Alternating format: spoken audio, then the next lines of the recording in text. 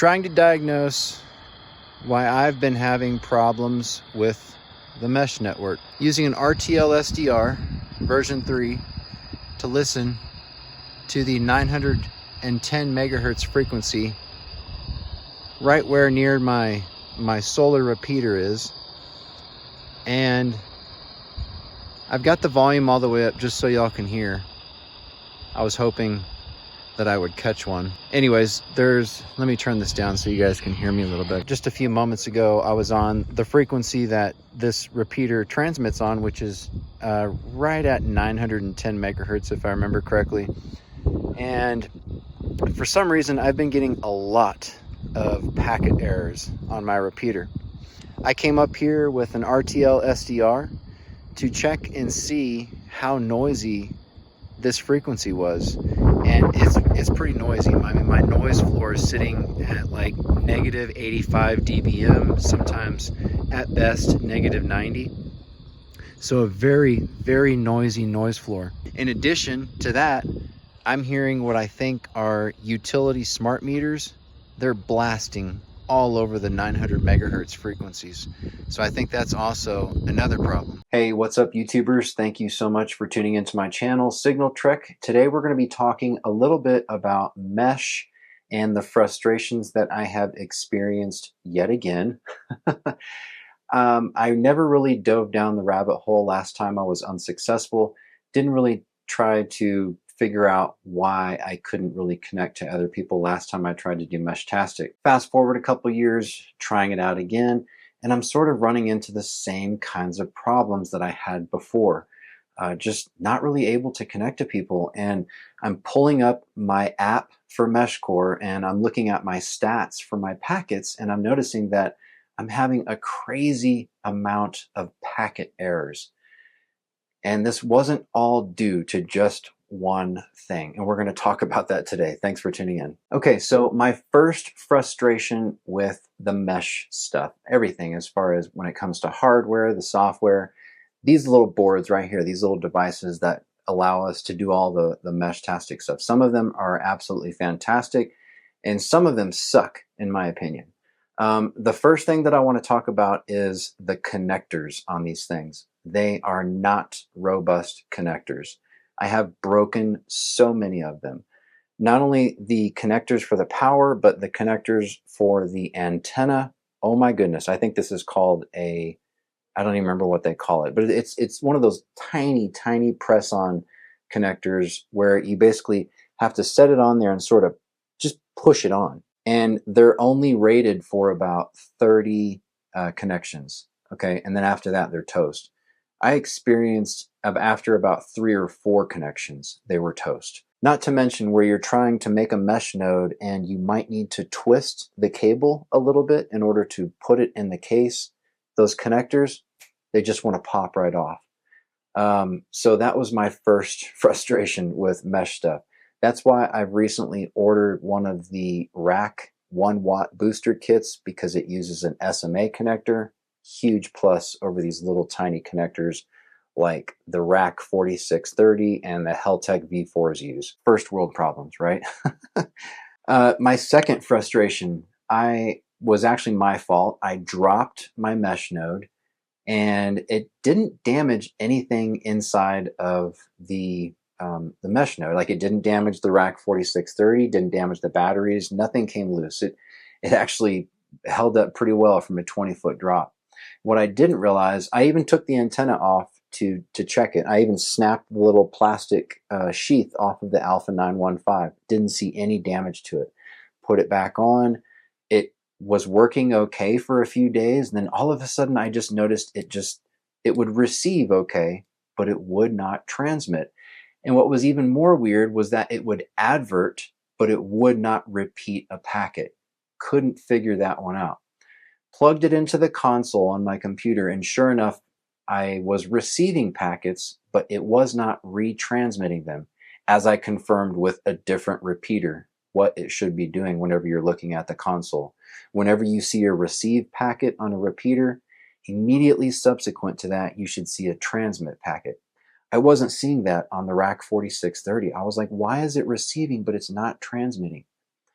I started looking into things a little bit more, and I recently did a video on the antennas for mesh. And when I dissected the Alpha 915 a little bit more, I noticed that the shield inside of the sleeve, I wish I had it to show you, but it was hidden inside of that little sleeve dipole for the Alpha 915. The shield had cracked. So like it had this really loose connection that was probably presenting a really high SWR occasionally, and it eventually burnt the transmit or the PA board out on the rack 4630. So it was receiving, but it would not transmit. And again, it would transmit an advert, but it would not repeat packets.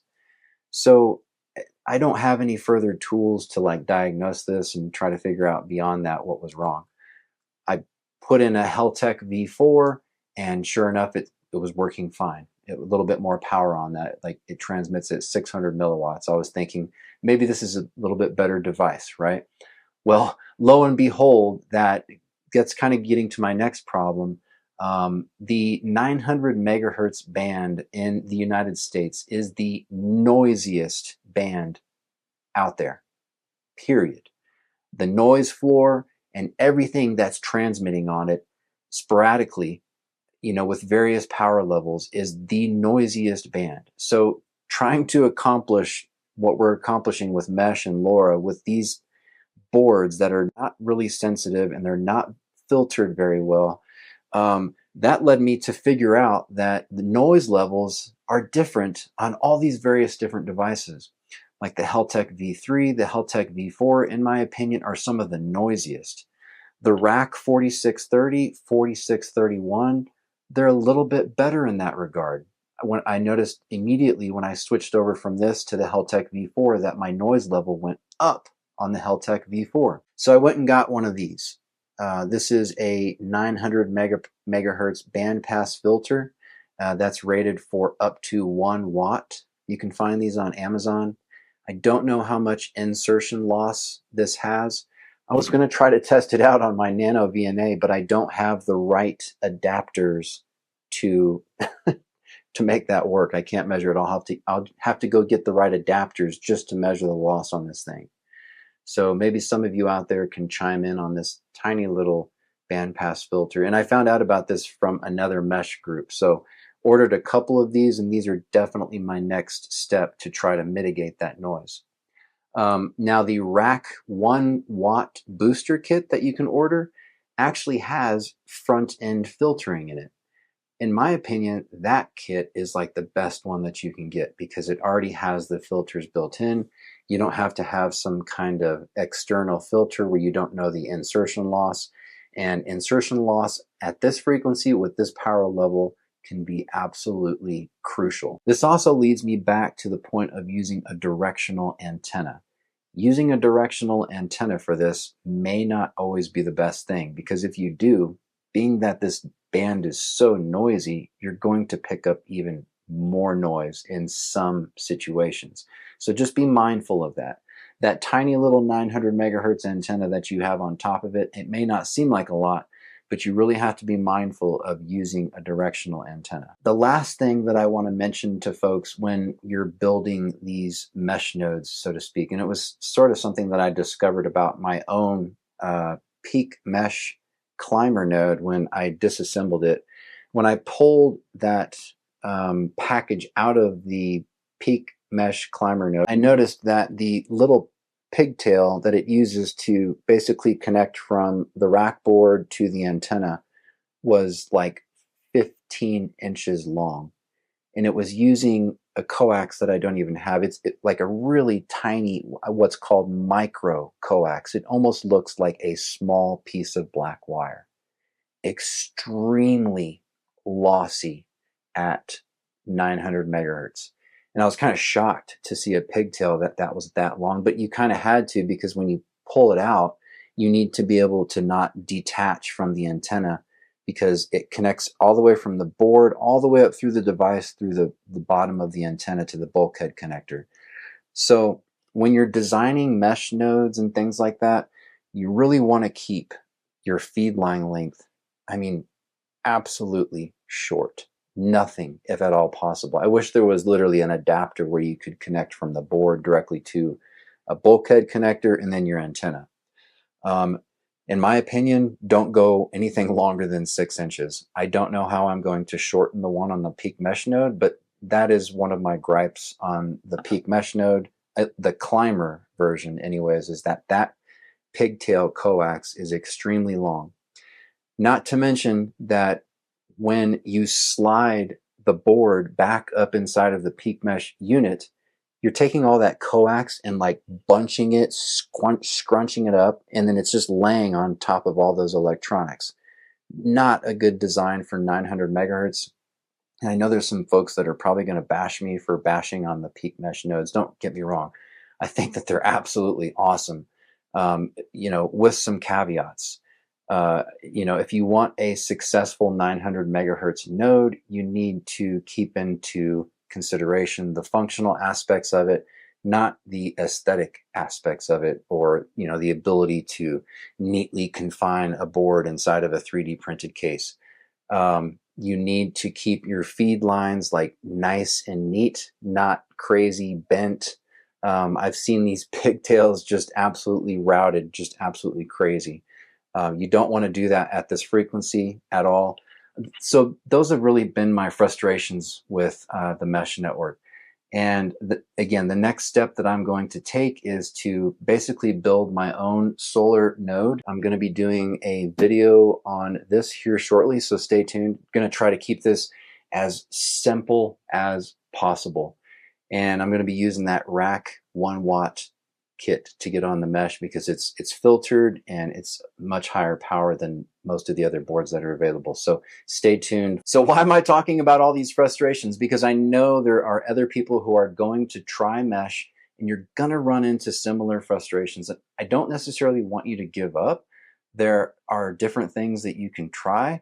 One stupid thing that I have not yet tried is to basically just move my node to a different location, like maybe the other side of my house. I have not yet to do that. Maybe just that one particular spot where it's at is an extremely noisy spot.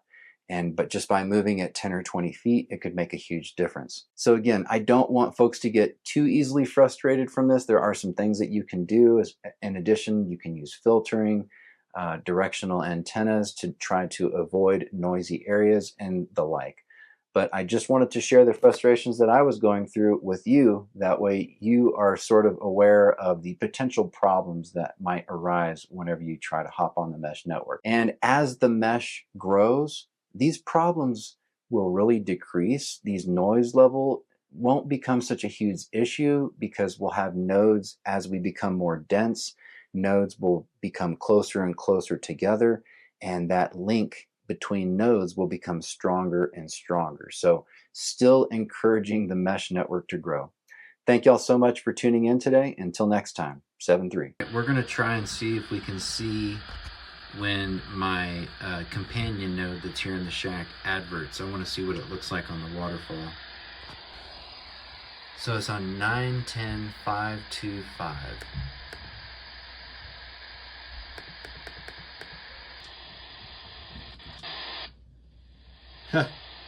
There you go. That was the advert.